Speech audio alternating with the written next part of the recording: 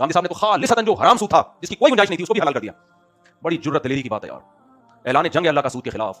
کتنی شدید وعیدیں ہیں, کتنے آرام سے حلال کیا. گاندھی صاحب تو حضرت عیسیٰ علیہ السلام کی حیات کا انکار کرتے ہیں. گاندھی صاحب کوئی ریلائبل مفتی نہیں ہے. کتابیں پڑھ کے کوئی ڈاکٹر بن سکتا ہے؟ پریکٹس ہونی چاہیے کسی کلینک میں. علماء کا ایک سلسلہ ہے. لوگ جواب. تو اس لیے میرے بھائی کوئی بھی ایسا اسکالر جس کو سننے کے بعد آپ کو یہ لگے کہ یہ ٹھیک ہے باقی سب غلط ہیں, تو قرآن سے بھی پتہ چلا حدیث سے بھی کہ یہ تو ٹھیک ہو ہی نہیں سکتا. تو پوری امت ایک طرف ہے سود کے مسائل میں, جناب گاندھی صاحب ایک طرف. پوری امت کہہ رہی ہے عیسیٰ ابن مریم آسمانوں پہ زندہ ہے, قرب قیامت میں نازل ہوں گے, قرآن میں بھی ہے حدیث میں بھی ہے. گاندھی صاحب کہتے ہیں وفات ہو گئی ان کی. پوری امت کہتی ہے شادی شدہ مرد اگر زنا کرتا ہو تو اس کی سزا سنسار ہے, کیونکہ متواتر حدیث ہے اس بارے میں, اجماع امت ہے.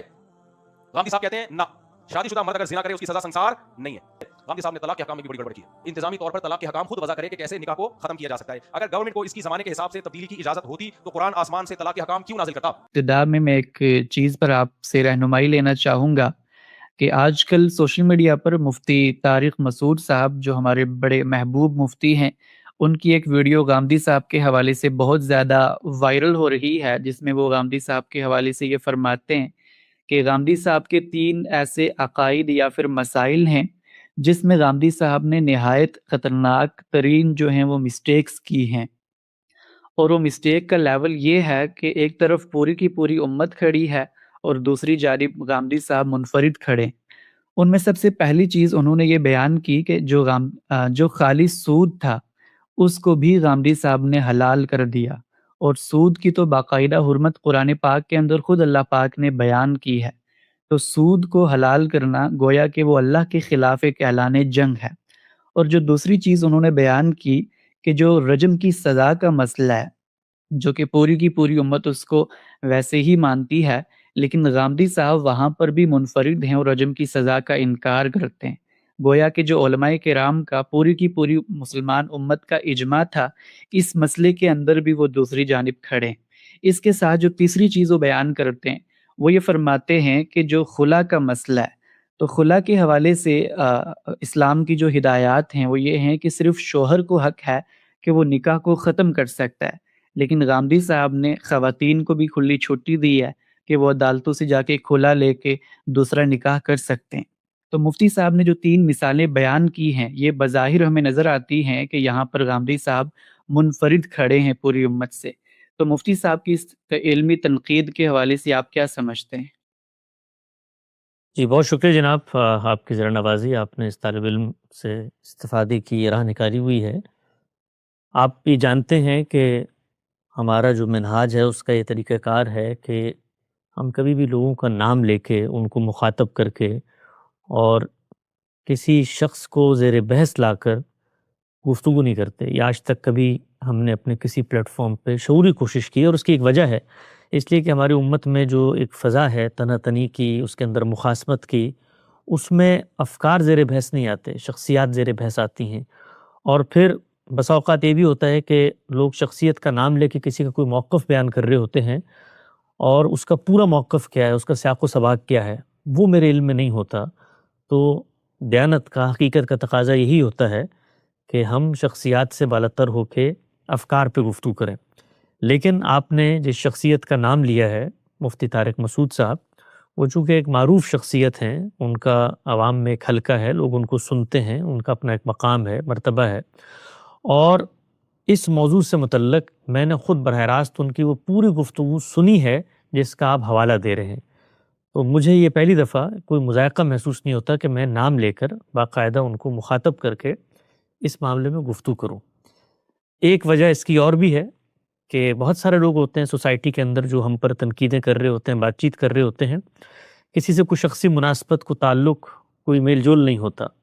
مفتی صاحب سے میرا ایک رشتہ بھی ہے, اور وہ رشتہ یہ ہے کہ میں نے جس مدرسے میں ابتدائی طور پہ 4 سال پڑھا وہ وہیں پر استاد بھی تھے. اگرچہ براہ راست میرے وہ استاد نہیں رہے, کبھی میری محرومی رہی ہے, لیکن ہمارے ہاں جو دینی تہذیب اور روایت ہے مدارس کی, اس میں آپ جب مدرسے میں پڑھ رہے ہوں اور کوئی چھوٹے سے چھوٹے درجے میں بھی استاد ہو تو وہ بھی آپ کا استاد ہوتا ہے. تو اس لحاظ سے میں اپنا ایک تعلق بھی ان سے محسوس کرتا ہوں, اور پھر جس مسلک, جس پس منظر میں نے شعور کی آنکھ کھولی وہ اسی سے وابستہ ہیں. دیوبند کی جو روایت ہے, ہمارے آباء و اجداد اسی کے ساتھ انہوں نے زندگی گزاری, تو اس میں بھی میں ایک ہم آہنگی, ایک انسیت محسوس کرتا ہوں. لہٰذا مجھے لگتا ہے کہ میں اگر آج جو گفتگو کروں گا اس کو اس پس منظر میں وہ بھی سنیں, اور باقی لوگ بھی سنیں تو شاید وہ سمجھ پائیں کہ جو ہمارے دل میں کچھ درد ہے، کچھ غم ہے، کچھ اشکالات ہیں، وہ ہم کس جگہ سے ان تک پہنچانے کی کوشش کر رہے ہیں، اور شاید اس کے بعد وہ ان چیزوں پر نظر ثانی کریں جو رویہ انہوں نے اپنایا ہوا ہے، بالخصوص ہمارے استاد جناب جاوید احمد غامدی صاحب کے بارے میں، فکر فراہی کے منہاج کے بارے میں، ہماری جو مختلف آراء ہیں ان کے بارے میں۔ تو میں اس پس منظر میں نہ کوئی تناطنی ہے، نہ کوئی الزام تراشی ہے، نہ کوئی شخصیات کو زیر بحث لا کر ان کو نیچا دکھانا ہے۔ مجھے لگتا ہے ہر آدمی دنیا میں کنٹریبیوٹ کر رہا ہے، مفتی طارق مسعود صاحب بھی اپنی جگہ پر بیٹھ کر، اللہ تعالیٰ نے کوئی صلاحیت ہوتی ہے تبھی آپ کو کسی نہ کسی سطح پر پذیرائی بھی ملتی ہے، اور میں دیوبندی روایت کے علماء کا، اکابرین کا بہت احترام کرتا ہوں۔ میرے اپنے، چونکہ جس طرح میں نے بتایا ان کی کوکھ میں پیدا ہوا ہوں، تو بغیر کسی تان و تشنیع کے، بغیر کسی طنز و تعریض کے کچھ حقائق پر آج بات کروں گا، اور مجھے لگتا ہے کہ اب یہ وقت آ چکا ہے، کیونکہ اس روایت کا انحطاط ہم نہیں چاہتے۔ ہم یہ نہیں چاہتے کہ وہ روایت جو باقی ہمارے ہاں معاصر دینی افکار ہیں ان میں اعتدال کی جگہ پر کھڑی ہوئی، اور ان کے بزرگوں نے ان کو اعتدال کی جگہ پر رکھا ہے، وہ اب زیادہ اعتدال سے اگر ہٹ رہی ہے تو ہمیں لگتا ہے کہ اس کو واپس اس کی اصل منہاج پر لایا جائے۔ وہ فقہ و تدبر کا منہاج ہے، وہ غور و فکر کا منہاج ہے، وہ فرقہ واریت کا منہاج نہیں ہے۔ وہ جس پس منظر میں وجود پذیر ہوا ہے وہ امت کے اندر جو معروف انحرافات سے ان کے مقابلے کے لیے وجود پذیر ہوا ہے۔ تو ابھی بھی وقت ہے، ابھی بھی موقع ہے ہمارے پاس کہ ہم اس کو اس طرف نہ جانے دیں جہاں سے اس کی ابتدا نہیں ہوئی۔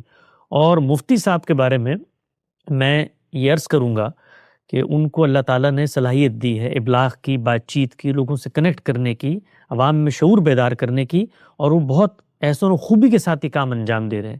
لیکن جس وقت انہیں کسی شخص کے افکار پر تنقید کرنے کا قرض محسوس ہو اپنے باروں پر، تو اس موقع پر ایک ذمہ داری ہے جس کو پھر پورا کرنا پڑتا ہے۔ کوئی فرق نہیں پڑتا اس سے، کچھ دن کا آدمی وقفہ لے لیتا ہے اپنے روزمرہ کی مصروفیات سے، دعوت و تبلیغ کا کام جاری رہتا ہے امت میں، اور انہوں نے اتنے سارے کام کیے تو یہ بھی جاری رہے گا، اور کچھ نہیں فرق پڑتا اگر کچھ دن کے لیے لوگ جو ہیں وہ بریانی بنانے کے ٹوٹکوں سے اور ایک سے زائد شادی کرنے کی فضائل سے محروم رہ جائیں گے۔ لیکن اگر تنقید کرنے کا شوق ہے تو پھر کمرہ بند کر کے اس صاحب علم کی کتابیں کھولیں، اس کو من البدایہ الی النہایہ پڑھیں۔ اگر اس میں کوئی تردد، کوئی سوال، کوئی اشکال، کوئی ابہام، کوئی تنقید محسوس ہوتی ہے تو ہم لوگ زندہ موجود ہیں، ہم سے رابطہ کریں، ہم سے پوچھیں، اور یہ پوچھیں کہ یہ جو رائے میں سمجھا ہوں کیا یہ رائے ایسے ہی ہے؟ کیا میں اس کو جا کر پبلک میں یوں بیان کروں لوگوں کے سامنے؟ اس لیے کہ جو میں کر رہا ہوں میں اس کا ذمہ دار ہوں۔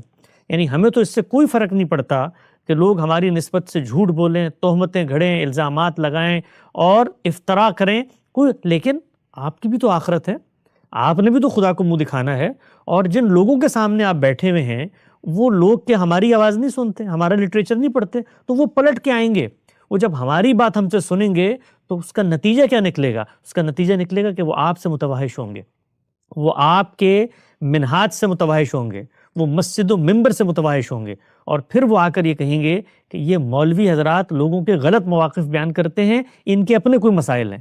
تو نتیجہ تن جو کام کرنے کے لیے آپ میدان میں اتریں وہ مجروح ہوگا۔ تو میری بڑی دسپستہ، بڑی دردمندانہ، بالخصوص دیوبندی روایت کے علماء سے یہ درخواست ہے کہ اپنے آپ کو اس قبیل میں نہ ڈالیں جہاں سے آپ خود نکل کے آئے ہیں، جس کا مقابلہ کرنے کے لیے آپ کھڑے ہیں۔ اور اس دور میں دین کی تجدید، دین کو انحرافات سے دور رکھنا، دین کو خالص شکل میں پیش کرنے کی جو بیڑا ہے وہ جس صاحب علم نے اٹھایا ہے اس کے افکار کو سمجھیں، اور اگر اللہ نے توفیق نہیں دی کہ اپنے معاصرین کی چشمک میں آپ کسی شخص کو سننا نہیں چاہتے تو پھر خاموشی اختیار کریں، اس کا بھی اللہ اجر دے گا۔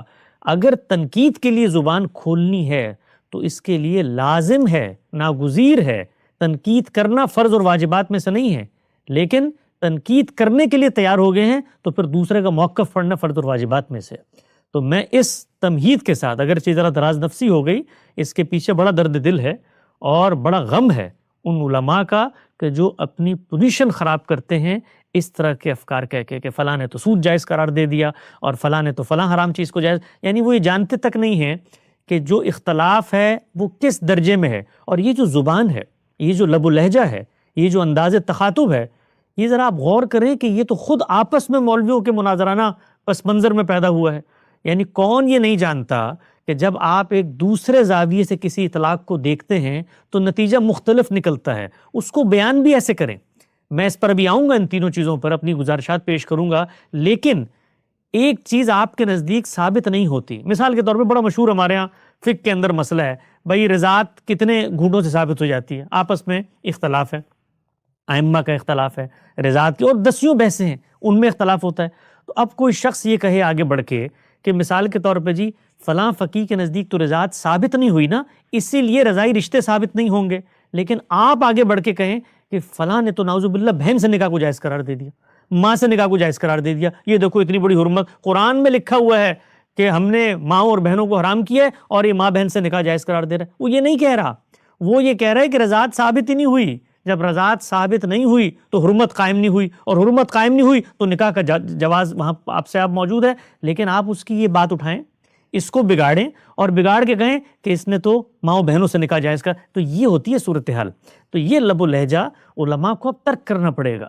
یہ آپس کی جو معاصرانہ چشمک تھی اور فرقہ وارانہ اور مسلکی تنا تنی تھی، اس میں یہ کرتے چلے آئے. اب نہیں چلے گا یہ معاملہ، اب یہ معاملہ نہیں چلنے کا. اس کے نتیجے میں آپ کو جو سوسائٹی میں پوزیشن حاصل ہے، جو کچھ بچی کچھ عزت ہے علماء کی، وہ بھی برباد ہو جائے گی، وہ بھی خراب ہوگی. میں کھل کے بات کرنا چاہتا ہوں، وہ بھی خراب ہو جائے گی. تو اپنے اوپر غور کریں، اپنی اداؤں پر غور کریں، اپنے رویوں پر غور کریں. اور یہ جو انداز ہے کہ فلاں نے فلاں چیز کو جائز کر، آپ اللہ کو کیا جواب دیں گے؟ اللہ کے سامنے قیامت میں نہیں جانا.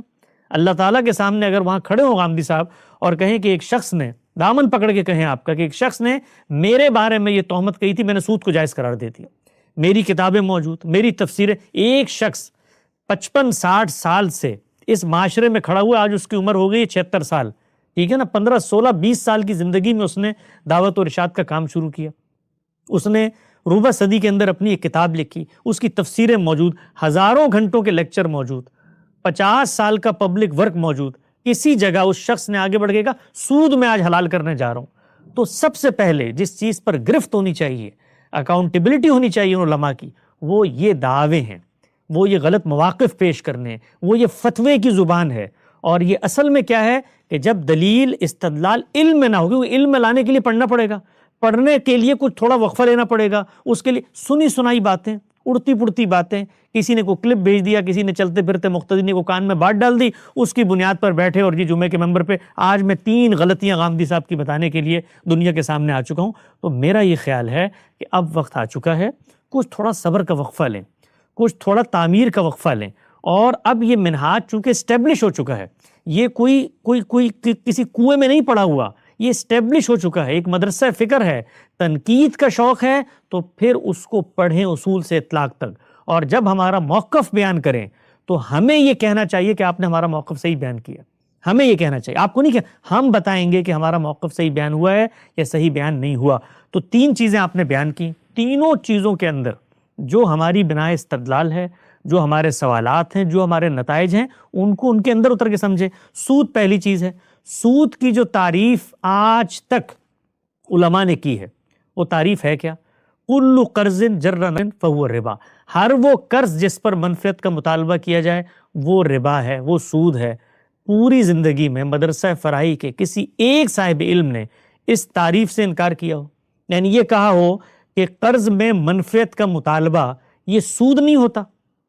ہم نے کبھی زندگی میں اس چیز کو ایک طرف رکھ کر ہمیشہ اس کی پرچار کیا، اس کی ریزننگ بتائی کہ سود کیوں حرام ہے، سود کے اندر پرابلم کیا پائی جاتی ہے. جب آپ کسی سے قرض لیتے ہیں اور وہ قرض لینے کے بعد اپنی ضرورت پوری کر لیتے ہیں تو اب آپ نے اس کو ادا کرنا ہے.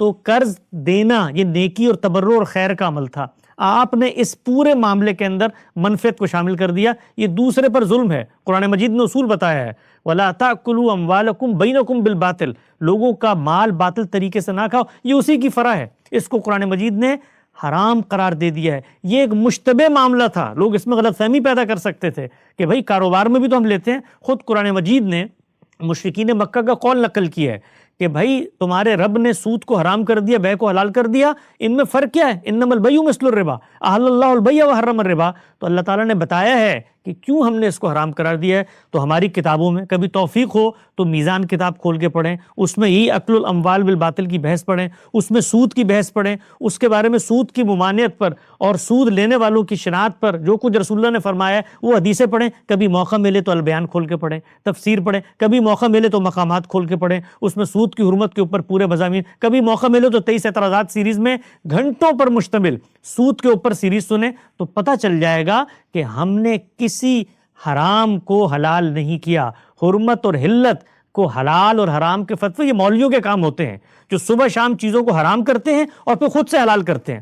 تصویر پہلے حرام کی پھر خود سے حلال کی، موسیقی پہلے حرام کی پھر خود سے حلال کی، جمہوریت پہلے حرام کی پھر خود سے حلال کی۔ ہر چیز جب موقع ملتا ہے، یہ حرمت اور حلت یہ ہمارے منہاج اور ڈسکورس میں اصولوں سے ہوتا ہے، ادھر ادھر سے سن کے چیزیں اس طریقے سے نہیں ہوتا۔ تو ہم نے سود کی حرمت پر ایک انچ کبھی کوئی کمپرومائز نہیں کیا۔ سود حرام ہے اللہ کے دین میں۔ اب اگلی بحث کیا ہے؟ اگلی بحث ہے اطلاق کی، کہ بینک جو معاملہ کرتا ہے کیا وہ سود ہے، یا کوئی جدید صورت ہوتی ہے اس کے اندر آپ کوئی معاملہ کر رہے ہیں، کوئی عقد کر رہے ہیں، کوئی ٹرانزیکشن کا معاملہ ہو رہا ہے آپ کے ساتھ، تو اس پر اطلاق کرنا ہے سود کا، تو وہاں پر ہزار اختلافات ہوں گے، آپ سے بھی ہوں گے۔ خود اس منہاج کے، دیوبندی منہاج کے اتنے دو بڑے نمایاں اختلافات موجود ہیں کہ پوری کی پوری اسلامک بینکنگ مفتی تقی عثمانی صاحب نے پیدا کی۔ اس کے جواب میں خود دیوبندیوں نے یہ کہا کہ نہیں یہ حرام چیز ہے، تو کوئی آگے بڑھ کے یہ کہے گا نعوذ باللہ مفتی تقی عثمانی صاحب نے سود حلال کر دیا، یعنی وہ اسلامک بینکنگ کے خلاف کتابیں لکھی گئیں۔ بتایا گیا، خود ہمارے مدارس سے وہ کتابیں چھپیں کہ کوئی صورت ہی نہیں ہے اس کے جواز کی، لیکن کیا آپ اس کو یوں بیان کریں گے کہ تقی عثمانی صاحب نے سود حلال؟ آپ کو یہ بیان کرنا ہے کہ سود ان کے نزدیک بھی، غامدی صاحب کے نزدیک بھی حرام ہے، بالکل حرام ہے، لیکن یہ جدید شکلیں ہیں، ان کے اندر کیا اطلاقات میں فتویٰ ہونا چاہیے ہے، ان کی یہ ریزننگ ہے۔ ریزننگ معلوم ہے کہ کیا ہے؟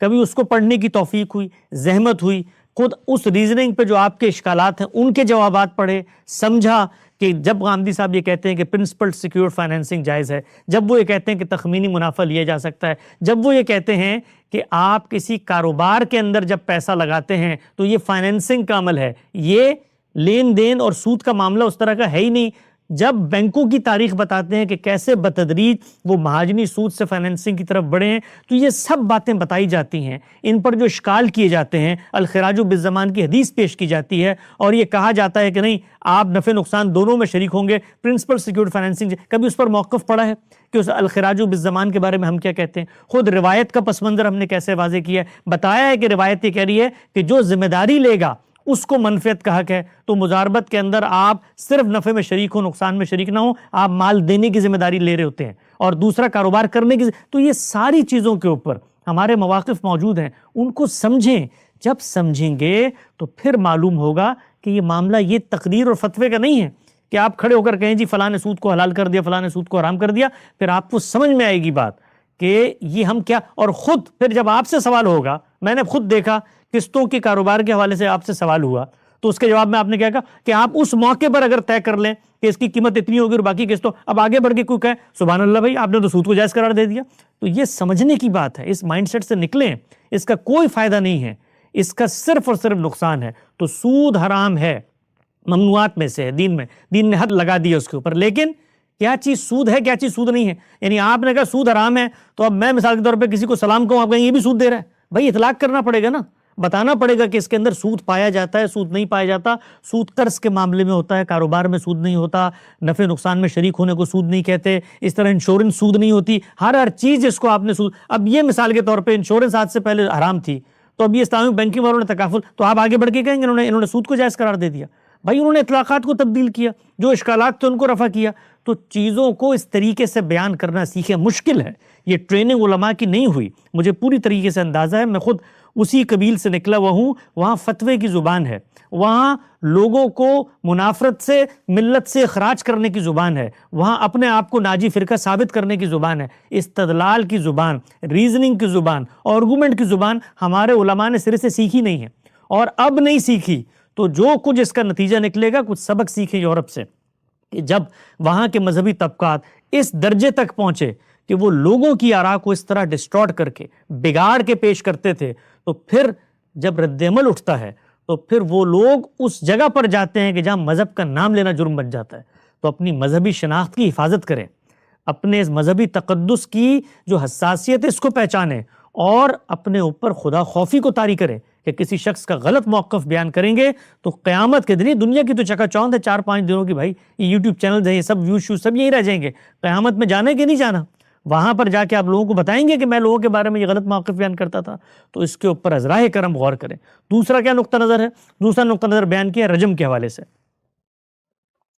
کبھی توفیق ہوئی، کبھی زندگی میں موقع ملا کہ کسی صاحب علم نے اپنی زندگی کی علمی سفر کا آغاز ان بحثوں سے کیا ہے. 1970-1980 میں لکھی ہوئی یہ بحثیں ہیں، ان کی کتاب برہان میں موجود ہیں. پورا مسئلہ سمجھایا ہے. اس مسئلے میں جو مخمصہ ہے جس میں امت پھنسی ہوئی ہے، اس کی تصویر کبھی لوگوں کے سامنے رکھی جائے تو لوگ سر پکڑ کے بیٹھ جائیں کہ یہ جس دین کی دعوت قیامت تک لوگوں کے لیے دیتے ہیں، اس دین کے تار و پود بکھیر دیے انہوں نے. یعنی یہ لوگ یہ کہتے ہیں کہ قرآن مجید کی آیات ہیں ایسی کہ جو قرآن مجید کے اندر نہیں ہیں. بھائی نہیں ہے قرآن مجید کے اندر تو یہ سانحہ ہے، یہ المیہ ہے کہ آپ خود سے قرآن بنا کر پیش کر رہے ہیں. آپ کائنات کے پروردگار جس نے خود کہا کہ میں اس لیے نازل کرتا ہوں کتاب لیحکم بین الناس فی مختلف فی، میں میزان، میں فرقان، میں حکم، میں مہیمن، میں حرف آخر، میں قول فیصل، میں ہوں جس کی بساط پر کسوٹی پر چیزوں کو تم نے رکھنا ہے. اس کے بارے میں یہ کہتے ہیں کہ اس کے اندر رجم کی ایک آیت تھی، وہ آیت منسوخ ہو گئی. وہ قرآن مجید کہہ رہا ہے کہ جب ہم کوئی چیز منسوخ کرتے ہیں اس سے بہتر اس قرآن میں لے کے آتے ہیں. یہ کہاں سے معلوم ہوا کہ تلاوت منسوخ ہو گئی، حکم یہ اللہ تعالیٰ نے بتایا کہیں قرآن مجید میں؟ وہ اللہ تعالیٰ کہتے ہیں نذیر للعالمین ہے، یہ قیامت تک کے لیے بینات ہیں، اس میں ہم نے ہر چیز کا فیصلہ کر دیا ہے. اور اس کے بارے میں نعوذ باللہ من ذالک پوری امت کا مخمصہ کہ وہ قرآن مجید کی ایسی آیات خود سے پیدا کر کر یہ کہتی ہے کہ وہ آیتیں جو ہیں وہ قرآن میں منسوخ ہو گئی اور اس کا حکم باقی ہے. یہ مخمصہ تھا. پرابلم پیدا کیسے ہوا؟ قرآن مجید 2 اور 2 4 کی طرح واضح ہے کہ جب کوئی مرد عورت زنا کا یہ کار بد انجام دیں گے تو ان کی سزا 100 کوڑے ہے. یہ قرآن میں واضح ہے، کوئی شبہ نہیں، نہ زبان کے لحاظ سے نہ بیان کے لحاظ سے. اتنی اور قرآن مجید کوئی بچوں کا کھیل نہیں ہے، کوئی متفرق اقوال زدی کا مجموعہ نہیں ہے. بھائی وہ پروردگار عالم کا کلام ہے، اس کو نہیں پتا تھا کہ ان لوگوں کو نہیں پتا چلے گا کہ یہ میں شادی شدہ کی بات کر رہا ہوں، غیر شادی شدہ کی بات کر رہا ہوں. اس نے محکمات اتارے ہیں، اس کو ام الکتاب قرار دیا ہے. اس نے یہ بتایا ہے کہ قرآن مجید میں زنا کی سزا 100 کوڑے ہے. اب آپ کو تردد پیدا ہوا، کہیں سے اڑتی چلتی روایات مل گئیں جن سے یہ شبہ پیدا ہوا کہ رسول اللہ صلی اللہ علیہ وسلم نے کسی موقع پر شادی شدہ کا سوال کر کے رجم بھی کیا. تو اب سوچنا چاہیے، عقل کو دستک دینی چاہیے کہ قرآن کا یہ حکم ہے تو بظاہر کوئی مختلف صورت سمجھ میں آ رہی ہے تو آؤ اس پر غور کرتے ہیں، اس کی تحلیل کرتے ہیں، اس کی تعویل کرتے ہیں، سمجھتے ہیں اس کو. چنانچہ پھر مدرسہ فراہی کا یہ امتیاز ہے کہ وہ قرآن کو ہر چیز پر حاکم مانتا ہے. اس نے قرآن کی آیت کو سمجھا اور اس پر قفل لگا دیے کہ جب سزا طے ہو چکی ہے زنا کی، وہ شادی شدہ غیر شادی شدہ کی تقسیم کے بغیر 100 کوڑ ہے. تو اب روایتوں پہ غور کرتے ہیں. تو جب روایتوں پہ غور کیا، جن روایتوں کی بنیاد پر آپ قرآن مجید کے تار و پود بکھر رہے ہیں، تو ان روایتوں کا تناقض واضح کیا، بتایا ان روایتوں میں کیا چیز زیر بحث ہے، اور پھر یہ بتایا کہ جس رجم کا تم ذکر کر رہے ہو وہ شادی شدہ غیر شادی شدہ کی بنیاد پہ وہ خود قرآن مجید کی ایک دوسری سزا ہے جس کا رسول اللہ صلی اللہ علیہ وسلم نے اطلاق کیا ہے. چنانچہ اب روایتوں کو پڑھیں کہ جب آئے ہیں رسول اللہ صلی اللہ علیہ وسلم کے پاس وہ لوگ جن کے اوپر آپ نے تو جو خواتین تھیں ان کو چھوڑ دیا. تو قرآن تو کہتا ہے مرد اور عورت دونوں کو آپ نے سزا دینی ہے، خواتین کو کیوں چھوڑ دیا؟ تو عقل یہ کہتی ہے، قرائن یہ بتاتے ہیں، وہ شرائط جو روایتوں میں بیان ہوئی ہیں ان کے پس منظر کو پڑھیں. ماعز اسلمی کا واقعہ ایک ایک روایت پہ کام کیا، کبھی موقع ملا پڑھنے کا، اس پر بتایا غامدی صاحب نے کہ یہاں دیکھو کیا ہو رہا ہے، یہ عام زنا نہیں ہے، یہ زنا بالجبر ہے. جب زنا بالجبر فساد فی الارض بن جاتا ہے تو قرآن میں سزائیں بیان ہوئی ہیں. پھر جتنی رپورٹنگز ہیں، ایک ایک رپورٹنگ پہ غامدی صاحب نے گفتگو کی. کہیں پر رسول اللہ صلی اللہ علیہ وسلم جلا وطنی اور رجم کی سزا دے رہے ہیں، کہیں پر رسول اللہ صلی اللہ علیہ وسلم 100 کوڑے اور جلا وطنی کی سزا دے رہے ہیں. یہ 100 کوڑوں کے ساتھ جلا وطنی کی سزا کہاں سے آ گئی؟ تو یہ سمجھنے کی چیز ہے، تفکر کی چیز ہے، تدبر کی چیز ہے کہ غور و فکر کیا جائے روایتوں پر کہ روایتوں کے اندر کیا ہو رہا ہے. اس پس منظر میں ایک شخص کے جرم کی شناخت کو واضح کرتے ہوئے یہ سوال بھی ہوا کہ کیا یہ شادی شدہ تھا؟ اس کے باوجود اس نے اتنا بگڑا ہوا کام کیا ہے. تو فساد فی الارض کی سزا ہے. رجم، ہم میں سے کوئی شخص رجم کی سزا کا انکار نہیں کرتا. یہ تہمت ہے، یہ جھوٹ ہے، یہ بہتان ہے جو ہمارے اساتذہ پر اور اس منہاج کے علماء پر لگایا جاتا ہے. انہوں نے رجم کا انکار، رجم قرآن کی سزا ہے، قرآن مجید میں لکھا ہوا ہے، اور یہ رجم کی سزا قرآن مجید میں جو آئی ہے یہ خود قرآن مجید نے بتایا ہے. یہ ہمیشہ سے چلی آ رہی تھی یہ سزا. اور یہ کس چیز کی سزا تھی؟ یہ فساد کی سزا تھی. آپ ذرا قصہ موسیٰ اور فرعون پڑھیں، اس میں وہ کہہ رہا ہے، فرعون کہہ رہا ہے میں تمہیں رجم کر دوں گا، تم نے فساد کر دیا ہے. آپ قصہ شعیب پڑھیں، اس میں وہ کہہ رہا ہے کہ ہم لوگ تمہیں رجم کر دیں گے. آپ سورہ یاسین پڑھیں، اس میں اس گروہ کے ساتھ اس دور کے بادشاہ ہم تمہیں لنرجمنکم، ہم تمہیں رجم کریں گے. تو رجم کی سزا فساد کی سزا ہے. فساد کی سزا رسول اللہ صلی اللہ علیہ وسلم نے دی، آج بھی باقی ہے. اس کو اس طریقے سے بیان کریں، بتائیں کہ یہ لوگ قرآن کو حاکم مانتے ہیں، اور یہ جو ہم نے آیتیں ادھر ادھر کی کتابوں میں آ گئی ہیں، نعوذ باللہ من ذالک، یہ کہ بھائی الشیخ والشیخ اذا زنیا اور فرجم کلہما مئۃ جلدہ، اس طرح کی آیت، یہ قرآن مجید ہے. اور یہ دنیا کو آپ پیغام دے رہے ہیں کہ ہمارا قرآن جو ہے اس کی یہ آیتیں بکری کھا گئی تھی، اور یہ آیتیں بخاری میں لکھی ہوئی، اور یہ کتاب، یعنی اس کتاب کو اگر اس جگہ پر لے کر آنا ہے تو اس باقی کتاب پر ہم کیسے اعتماد کریں کہ ایک آیت وہاں سے منسوخ کر دی، ایک وہاں سے آپ نے مثال کے طور پر جو وراثت کیا کام ہے اس میں اخم من الام کی چیزیں شامل کر دی، یہ دین کے ساتھ کر رہے ہیں. تو اس کے جواب میں کوئی آگے بڑھ کے کہے کہ یہ لوگ قرآن مجید، میں آپ کو ایک چیز عرض کرنا چاہتا ہوں، قرآن مجید کے بارے میں خود قرآن مجید نے بتایا ہے کہ اہل کتاب کرتے کیا تھے، وہ اس کے کلمات، اس کے مفاہیم میں تعریف کرتے تھے. تو یہ تعریف اور کیا ہوتی ہے اگر یہ نہیں ہوتی کہ ایک چیز لکھی ہوئی ہے، وہاں پر کوئی شرط نہیں ہے، کوئی قید نہیں ہے، اس کو وہاں سے توڑیں، اس کو مروڑیں اور کہیں کہ رسول اللہ صلی اللہ علیہ وسلم نے اس کو منسوخ کر دیا. نعوذ باللہ من ذالک. اس پیغمبر کے بارے میں قرآن مجید کہتا ہے کہ تمہارا کام میرا پیغام پہنچانا ہے، میرے پیغام سے روگردانی تم نہیں کر سکتے، اور اگر اس کے ابلاغ میں کوئی کمی کوتاہی کی تو ہم رگے جان کاٹ دیں گے. اس پیغمبر کے اوپر آپ یہ تہمت دھرتے ہیں کہ نعوذ باللہ من ذالک، اس نے قرآن مجید سے مختلف احکامات جاری کر دیے. تو یہ بات سمجھنے کی ہے کہ رجم کا انکار کسی نے نہیں کیا. اس کو اس طرح بیان کریں کہ یہ لوگ قرآن مجید کی احکامات کو منون تسلیم کرتے ہیں، مانتے ہیں. البتہ ہمیں یہ غلط فہمی ہوئی ہے علماء کو کہ ہم قرآن کی اس آیت کو جو کہ یہ بتاتی ہے کہ بھئی اس طریقے سے یہ معاملہ ہوگا، اس میں ہمارے سامنے روایتیں آ گئی، ہم ان روایتوں کو حل نہیں کر پائے. یہ کہیں کہ ہم ان روایتوں کو حل نہیں کر پائے. اس کی وجہ سے ہم نے یہ چیز نکالی ہے کہ قرآن مجید کی آیات کے بارے میں خود ساختہ نظریہ، یہ اس سے بڑا افتراء روئے زمین پر نہیں ہو سکتا کہ ہم قرآن کے بارے میں یہ کہیں کہ اس کی بعض آیات جو ہیں وہ منسوخ ہو گئی تھیں، ان کا حکم باقی ہے. یہ اتنا بڑا دعویٰ ہے. یہ آپ کہہ رہے ہیں، آپ یہ کہہ رہے ہیں کہ اللہ تعالیٰ نے اپنا کلام، یہ آپ کو اللہ نے بتایا کان میں آ کر، کیسے معلوم ہوا؟ تو یہ ہے اصل انحراف کہ قرآن مجید کے بارے میں وہ دعوے کرنا جو قرآن سے سرے سے عدم ناواقفیت پہ مبنی ہے. جانتے ہی یہ قرآن مجید تو رجم کی سزا برحق ہے، لیکن وہ اور قرآن مجید نے وہ سزا زیر بحث آئی ہے بھائی. یعنی عقل یہ کہتی تھی کہ جیسے ہی روایت میں رجم کی سزا آئی تو پلٹ کے یہ دیکھنا چاہیے رسول اللہ نے جو سزا دی ہے کہ قرآن میں زیر بحث ہے، تو قرآن میں زیر بحث ہے رجم کی سزا، نام لے کر بتایا ہے رجم ہوگا، فساد فی الارض کے جرم میں بتایا ہے. اور پھر یہ جو روایتیں تھیں ان میں جلا وطنی بھی ہے، وہ رجم کی سزا سے متعلق ہے، زنا سے اس کا کوئی تعلق نہیں ہے. تو یہ وہ مخمسے ہیں جن سے نہ نکلنے کا علماء نے تہیہ کیا ہے، مدرسہ فرائی کے علماء نے ان سے آپ کو نکالنے کی کوشش کی ہے. تیسری چیز آپ نے بیان کی خلا کے حوالے سے، الحمدللہ کبھی موقع نہیں ملا، کبھی زندگی میں وہ فرصت نہیں آئی کہ 2 منٹ نکال کر غامدی صاحب کا موقف اس پہ پڑھ لیں. بالکل غلط، بے بنیاد وہ نقطہ نظر بیان کیا جس سے ہم واقف ہی نہیں ہیں، جس کو ہم جانتے تک نہیں ہیں. سنی سنائی باتوں پہ کوئی نمازی آیا، اس نے کان میں کوئی بات ڈال دی، مائک کھلا تھا، حضرت صاحب نے جی لائیو دنیا کو بتا دیا. آج میں 3 انحرافات لوگوں کو بتا رہا ہوں، جانتے تک نہیں ہیں، پڑھنے کی توفیق نہیں ہوئی. کبھی نکال کے پڑھیں میزان میں قانون معاشرت کے اندر طلاق کا قانون کیا ہے، طلاق سے پہلے کیا ہوگا، طلاق کا حق کیا ہے، قرآن مجید کیا کہتا ہے. موقف سمجھا ہے، بات سمجھی ہے، پس منظر جانا ہے، کچھ نہیں کیا، بیٹھ گئے تبصرہ کرنے کے لیے.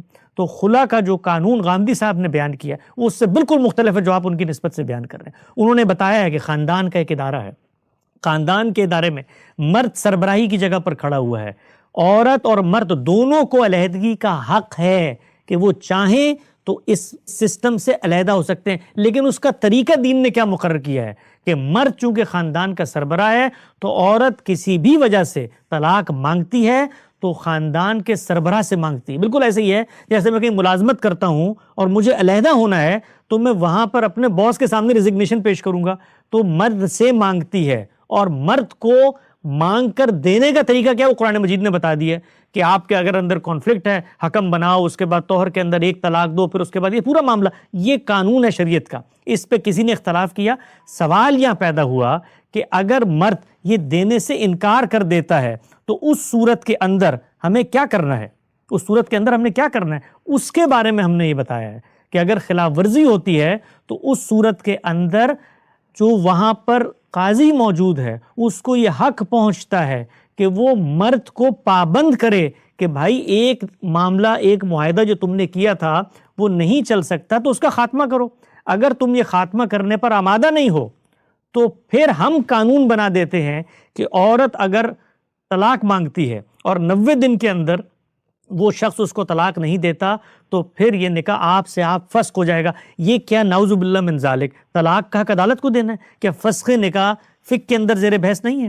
کیا یہ نہیں کہا جاتا کہ جس وقت مثال کے طور پہ کسی عورت کا شوہر گم ہو گیا ہے تو کیسے فسخ نکاح ہوتا ہے؟ عدالت کرتی ہے. تو غامدی صاحب نے وہاں تجاویز بتائی ہیں, یہ بتایا ہے کہ اگر آپ نکاح نامے کے اندر اس چیز کو شامل کر رہے ہیں تو قرآن مجید اس چیز پر خاموش تھا کہ اگر اس قانون پر عمل درآمد نہ ہو رہے, ایک فریق طلاق ہونا تو ہی چاہیے تھا, آپ نے طلاق مانگی, دوسرے فریق نے نہیں دے رہا, تو اس موقع پر قانون سازی کرنے کا حق ہے.